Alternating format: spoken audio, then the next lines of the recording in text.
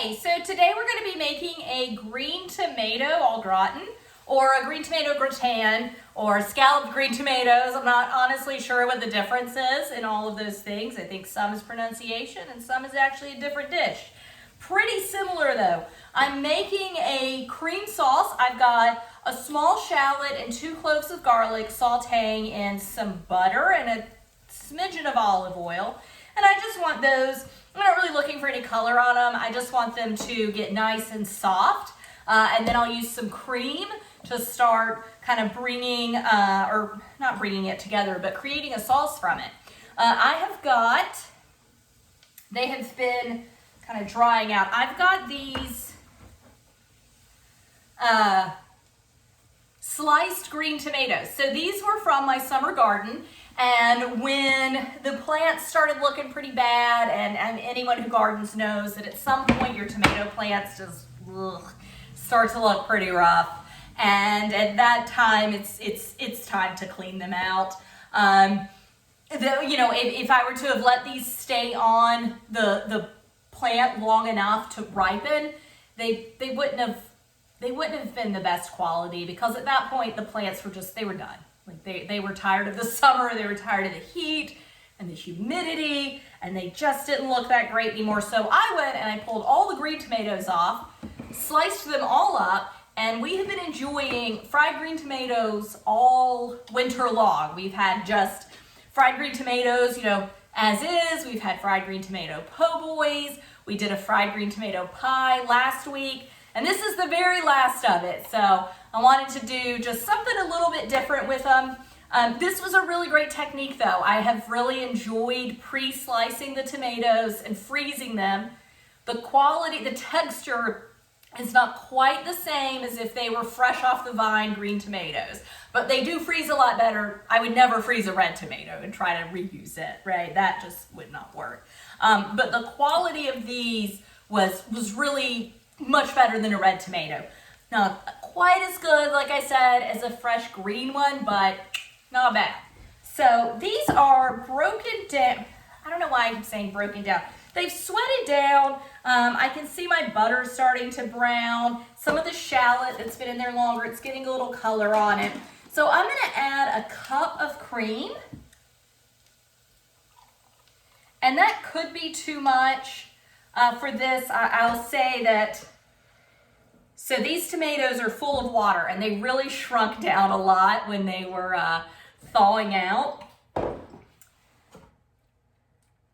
So I put them on, they're just on a baking sheet, and I laid a hand towel down, and then I laid a hand towel on top of that, and then just set another pan on top of it to kind of press it out. And they have, both of these towels are soaked through, so a lot of water has come out, and they really did shrink up a good bit. So even though it's just this puny little 1-quart pan, I'm a little concerned that they're not going to go that far. So I think a cup of cream is gonna be too much. It's definitely not gonna be not enough.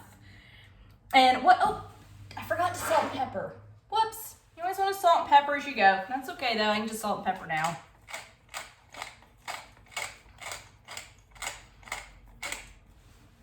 And we want to bring this to a simmer, and then I'm going to turn the heat up a little to help it along. We want to bring it up to a simmer, and then could have used a smaller pot too. Y'all could have seen better, I'm sorry. Let it cook at kind of a rolling simmer, and that's gonna help it thicken up. Okay, meanwhile, I'm gonna toss some parsley, and that I will just kind of layer throughout the dish, along with some homemade breadcrumbs I have. The breadcrumbs are gonna help give some body to this casserole, especially since my tomatoes shrunk up more than I was expecting. So they'll help fill it out, give it some body. They're also gonna help soak up any excess. Tomatoes are full of water. So the fried green tomato pie, I had done this, it was called a fried green tomato pie. And it didn't have much cheese in it, or it didn't have any cheese in it like a traditional tomato pie would.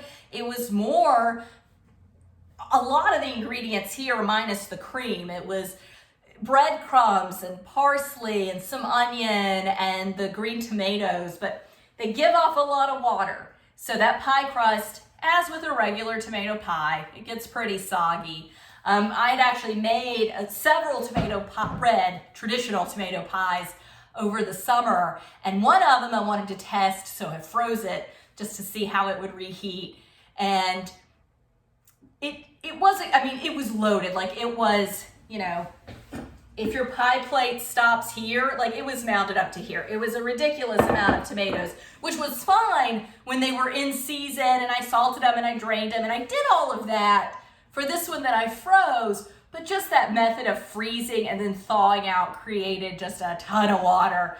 So you couldn't really serve it as a pie. It was more just like scoops. And I put my pie tin on a baking tray and like a ton of water leaked out of it. So I need to work on that. I think a tomato casserole, so just not in a pie dish, but in a casserole dish where it's not mounded over the top, would be just fine though.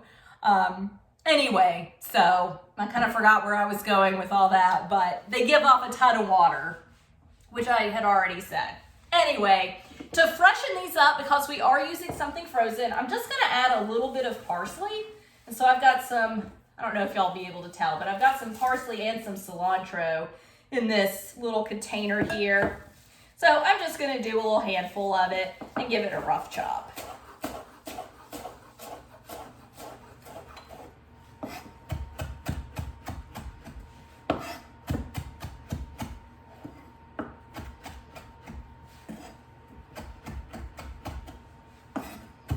And my oven, you may have heard it click, it's preheated now to 350, and I'm just gonna bake it till it's set and done. It's gonna be 20, 30 minutes. All right.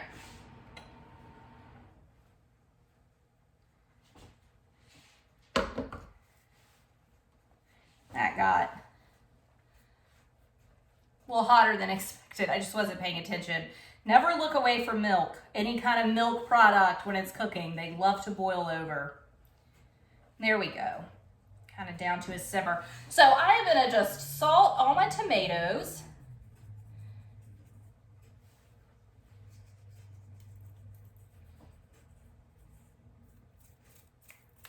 And pepper them.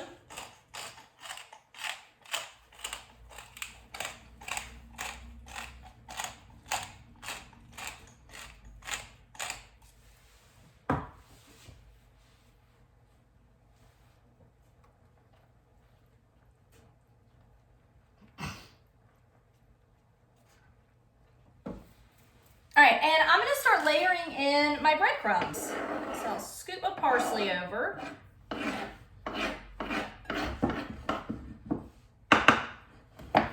Okay, so these are just, you've seen me use them before. These are just some homemade breadcrumbs that I made. Just as bread starts to go stale, I stick it in the freezer.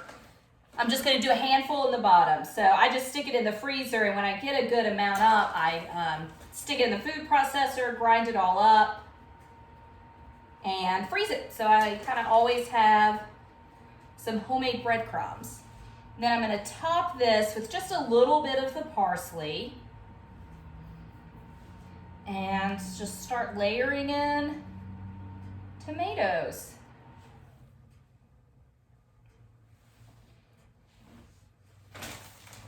There.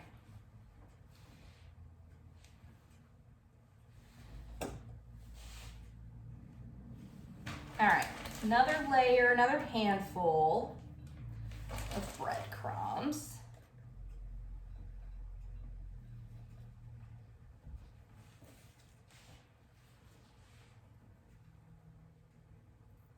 Handful of parsley, and then it's just gonna be, I really thought this would be a lot more. It's just gonna be 2 layers of tomatoes, though. They really did shrink down, which it's better for them to shrink down. You know, I honestly thought that it was enough that I'd be doing a much larger container, but when I pulled them out of the refrigerator this morning and realized how few there were, you know, I was able to size down to my smallest container. Better to just go ahead and know before you get into it. Okay, get that out of the way. And I'm gonna let this cook and thicken up for just a little bit longer, but it's almost done. This has been pretty quick to bring together.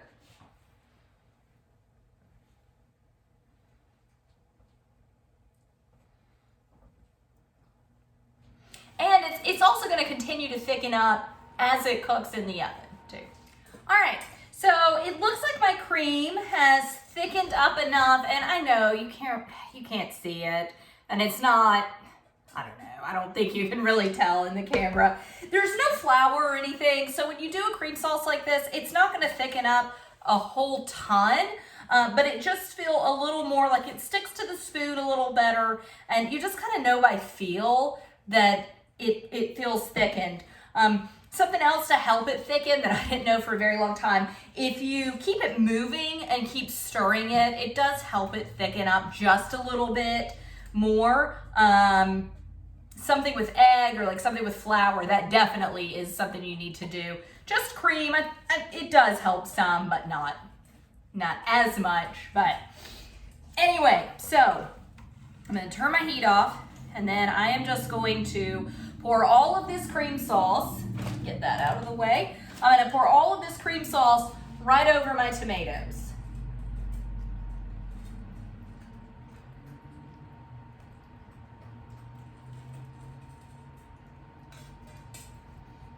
And then of course, all those solids, the garlic and the shallot, kind of are gonna have to, there you go. All right, so I'm gonna top this once more with breadcrumbs.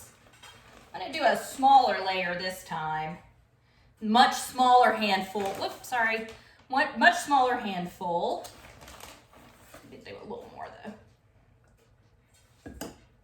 And then top that off with the rest of the parsley.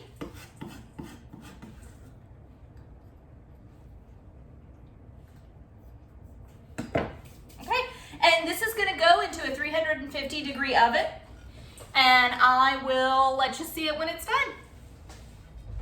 What the green tomatoes look like once they're finished. You can see the breadcrumbs are nice and toasted. The green tomatoes are cooked through. You don't see too much of the cream sauce, but it is in there. I did go ahead and give it a little taste test, so I know everything's cooked through, and it tastes fantastic, and I'm really looking forward to eating it. Thanks for joining me. Bye.